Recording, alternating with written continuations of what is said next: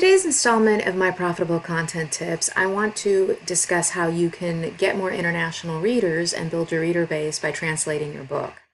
So translating your book into different languages is going to increase your reader base. And this little quote here from thebookseller.com I think illustrates that the digital adoption rate in non-English language markets where Amazon Kindle operates is matching that in the English-speaking world.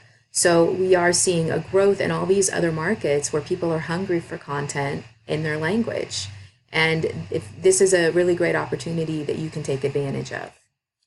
So you have a number of different translation options. Normally with books, though, you are going to want to make sure that you get a really high quality translation. You can start with something a little more simple. For example, there is a machine translator that's quite good, translator.microsoft.com.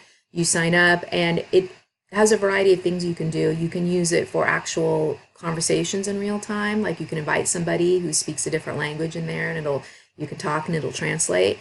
But more to the point for books is that you can upload your book and it will translate it to a different language. So you could do that as a first step and then maybe have a translator go through it. But I would test that first with some shorter pieces before I did a whole book with that. For lower cost options, you can look at babbelcube.com. And they have a service that's actually similar to Audible, where you can upload your book and then translators will find or pick your project. And if they want to translate it, then you do not have to pay any fees. It's just 15% of your royalties, which is great. So if you have a book you think or has already been popular, I think this is a great option for books that are already doing well and selling well and you just want to put them in a different language. You can also use onehourtranslation.com. They have a lot of different cost-effective translation options, and freetranslation.com has an upgrade where you can have a real person translate. So those are a couple of the lower cost options.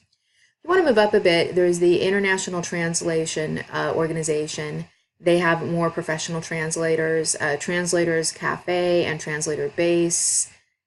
They are kind of more like a Upwork for translators, and Click for Translation is also a bit higher end.